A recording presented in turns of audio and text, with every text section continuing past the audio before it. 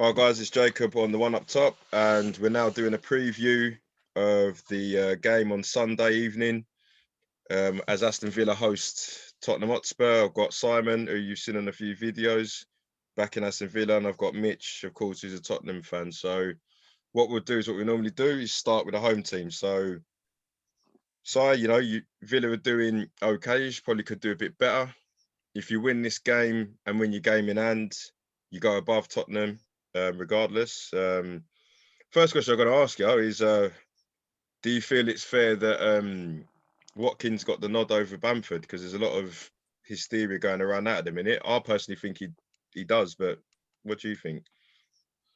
I think it could have been either or, to be fair. I don't think anyone could have minded with either one getting called up. There ain't much between them. I'd probably say Watkins got the nod because he's got a bit more than just goal scorer. He's played out wide. He can play in a couple of positions, play across the whole front three, really.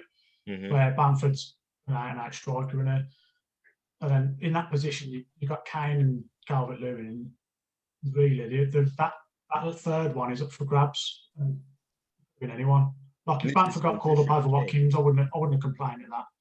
And either way, Leeds fans obviously are going to back their own man, but I don't think they could complain much from Watkins either. It's either or.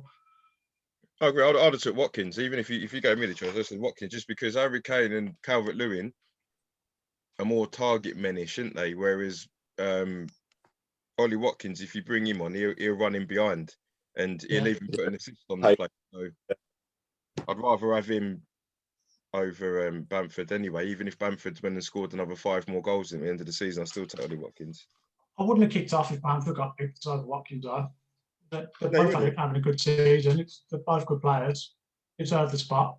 Probably say Bamford's unlucky, but Watkins would have been unlucky the other way around. So yeah, either or with MP. Yeah, I agree. Yeah. So if we go back to the match now, what's your view? You know, how do you think Villa did against Newcastle? You already explained that, but how do you think you're going to take that performance from St James's Park into this game?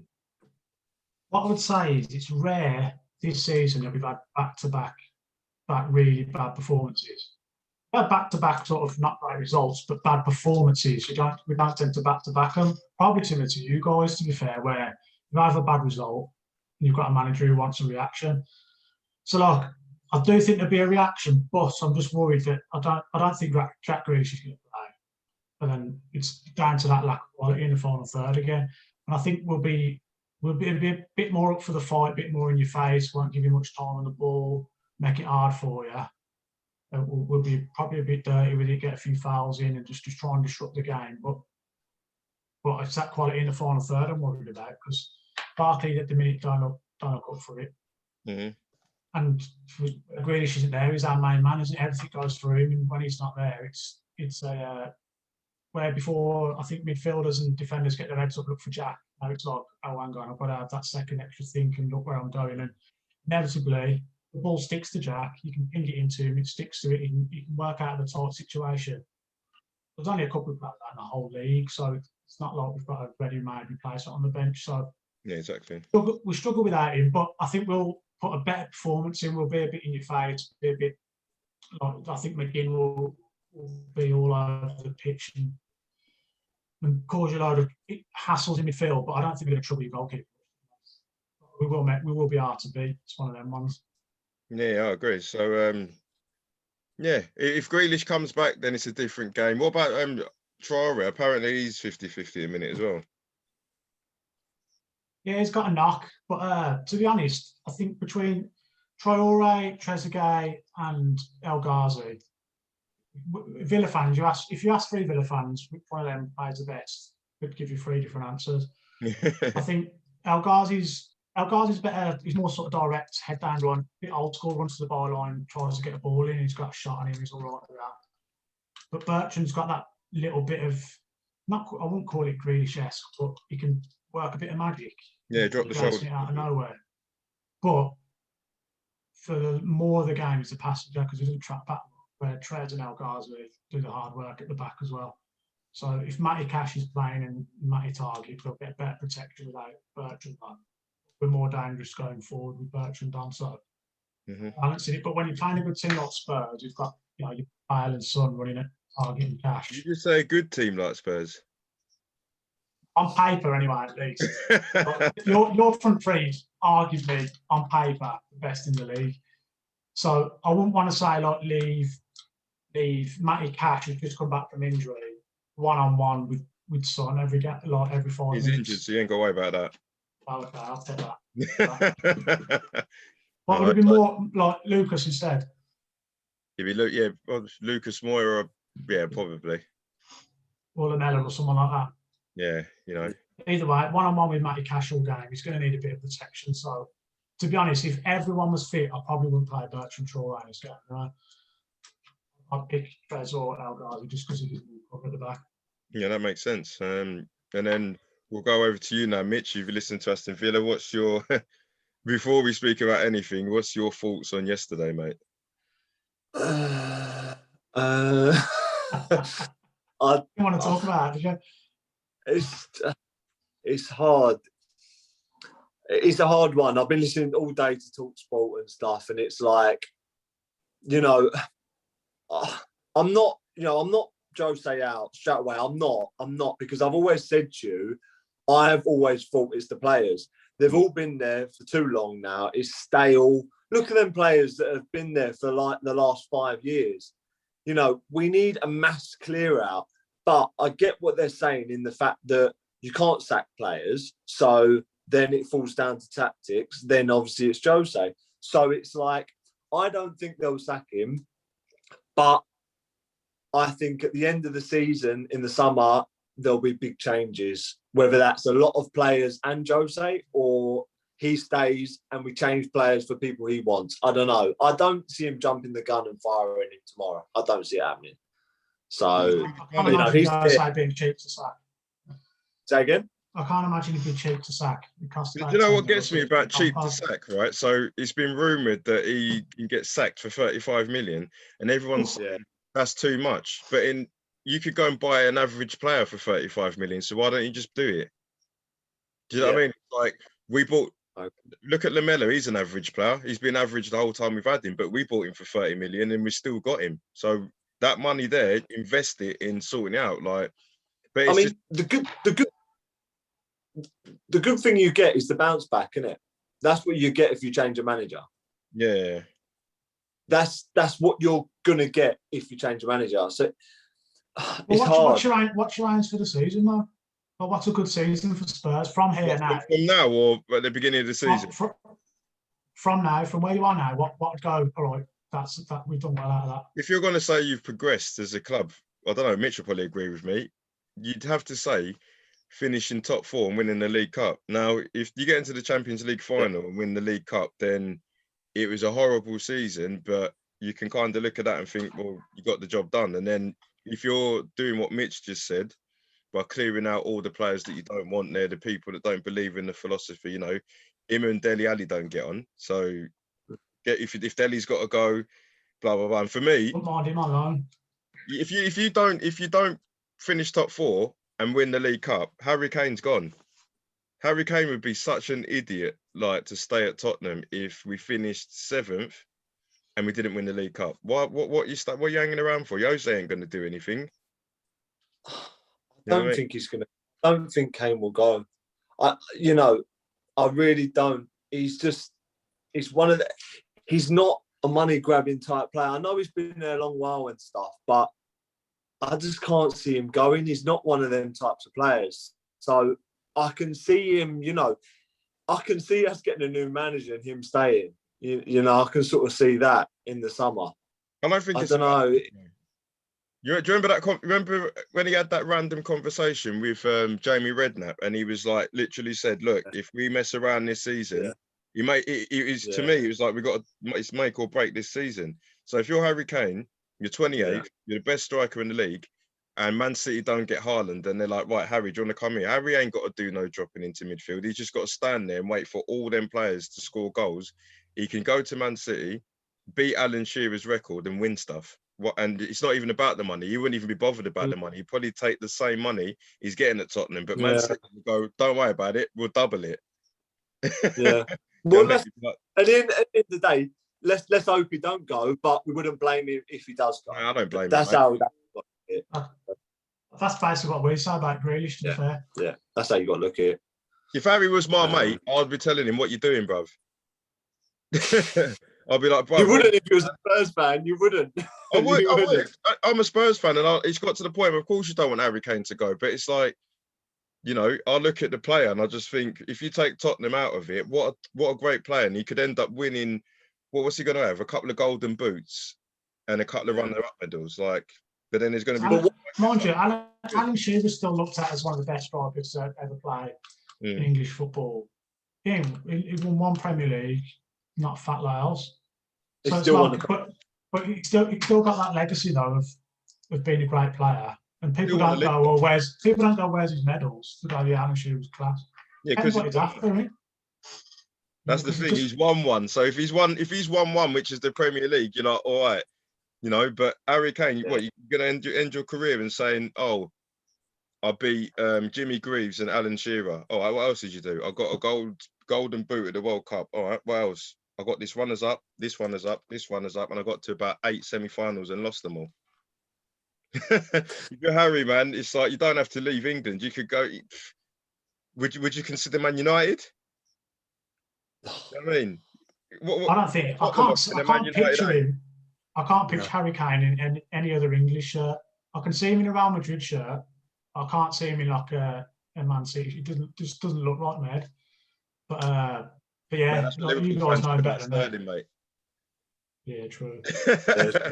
And look where he is now. He's like kingpin. You know, Sterling's been at Man City that long and killing it so well.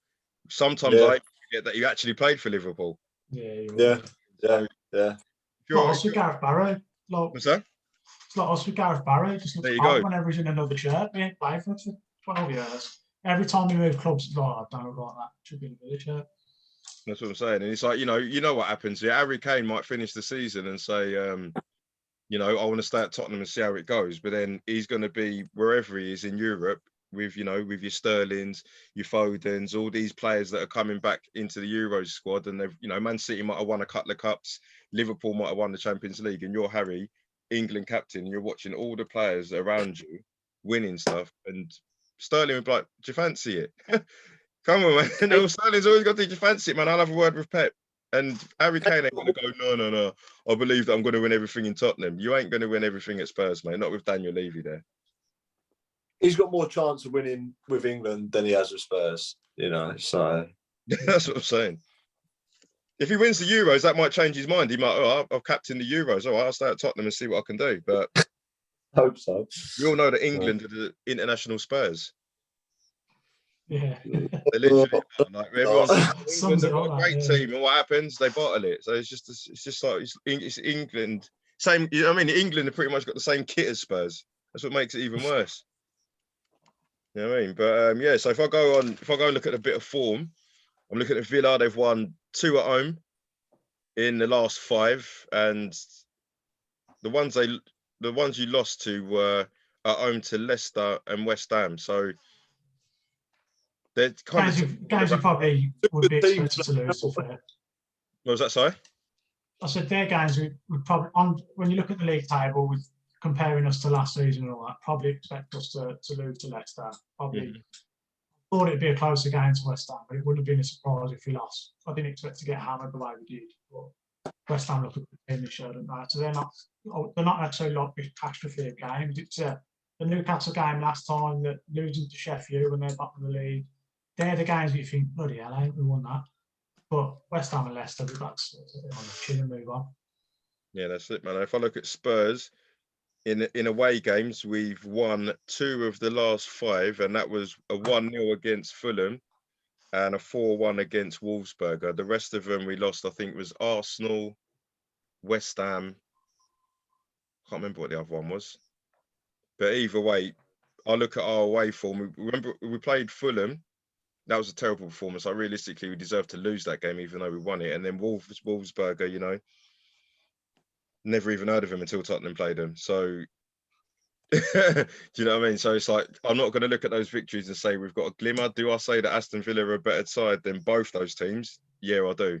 So, over to you, Mitch. What do you think's going to happen here based on our form and Villa's, form? you ain't got nothing to worry about here. Honestly, we don't bounce back. You've got nothing. You know, I fully expect now Aston Villa to win that 2-1. Easy. Oh yeah. My heart's saying and we go there and turn it on, but it ain't gonna happen. So I fully expect us to lose that.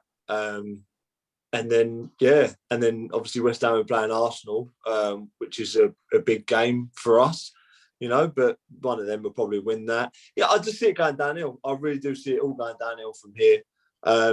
In a one-off game against Man City in the League Cup final, who knows? But I don't see us getting top 4, so I don't think you've got nothing to worry about. So, yeah. So what would you say the score? What would you if you're gonna throw your money at it? What would you say? I would have gone like a 0-0. Like I would have thought you'd be a bit blunt after playing on Thursday, a bit knackered. We're going to make it half here, but we're a bit blunt up front at the minute in terms of creativity. I would have gone for a bit of a bore score draw, to be fair.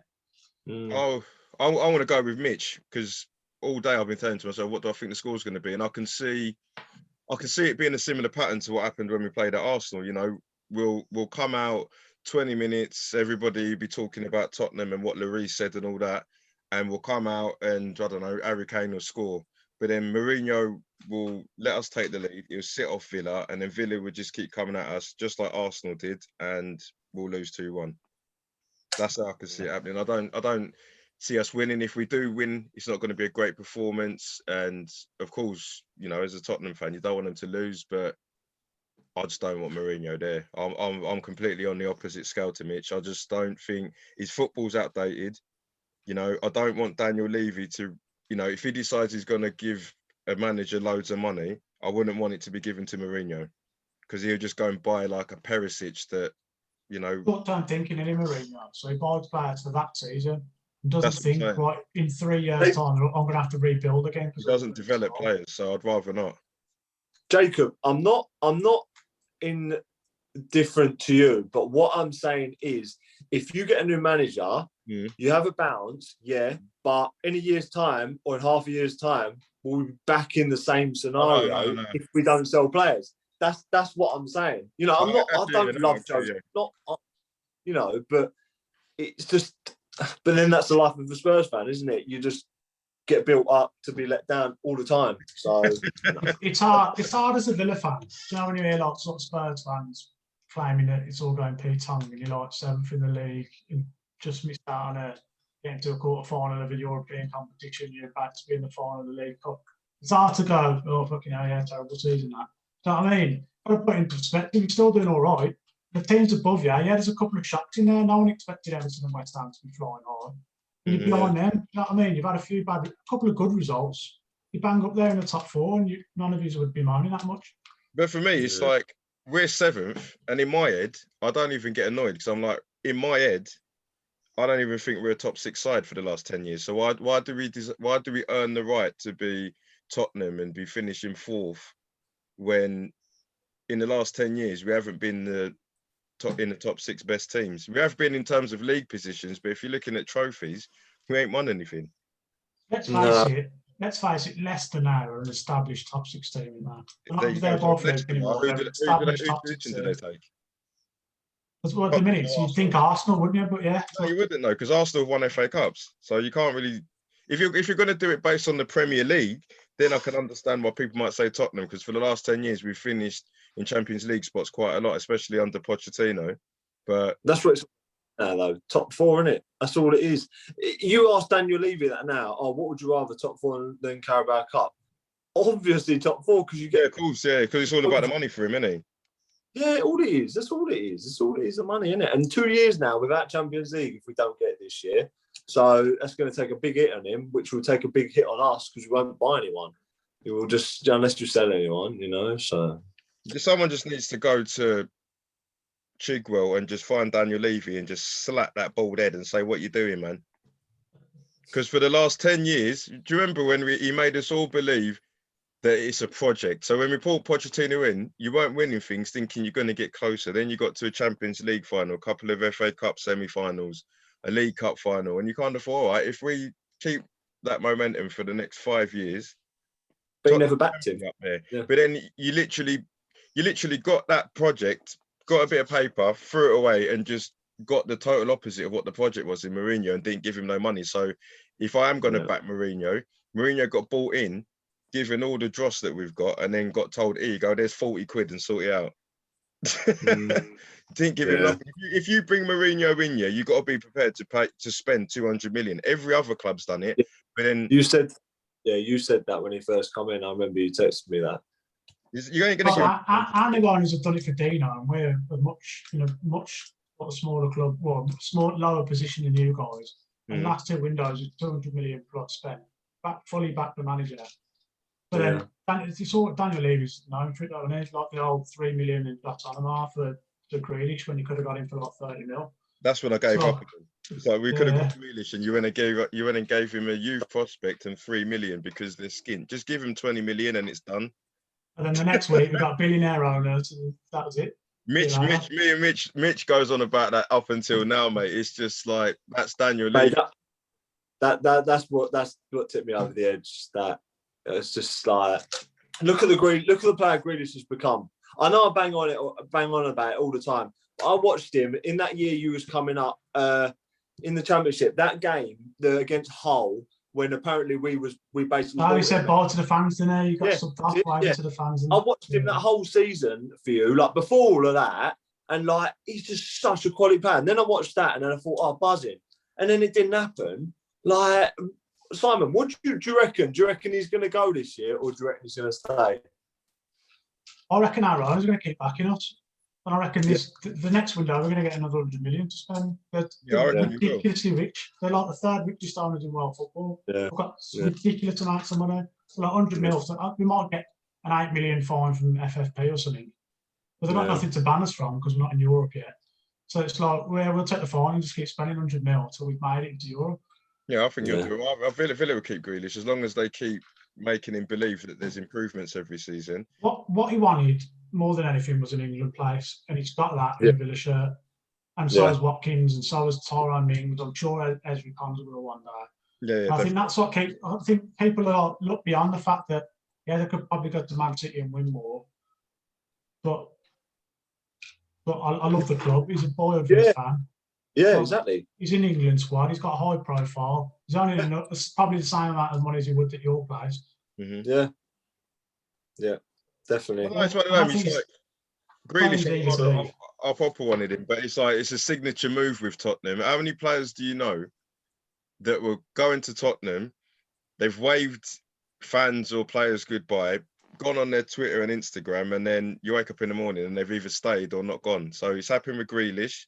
Do you remember when it happened with Dybala? I remember going on his Instagram and he was like, players were like hugging Dybala. They were putting all these other players like Chiellini are putting pictures of him.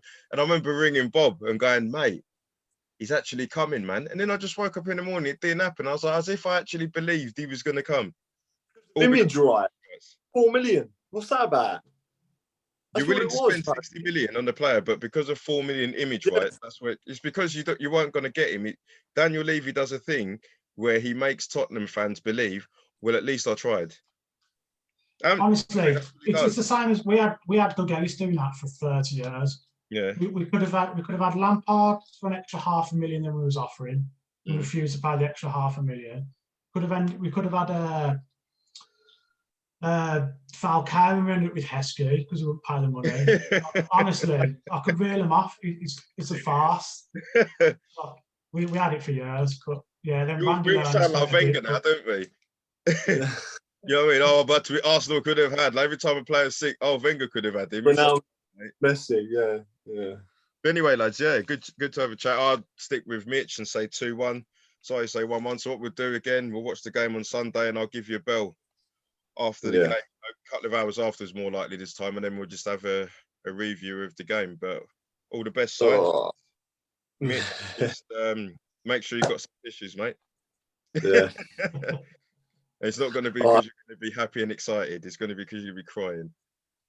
Yeah, probably. All right. So anyway, lads, have a good weekend, man. I'll speak to you soon. All the best, lads. In a bit. See you later. Right. In a bit. Bye.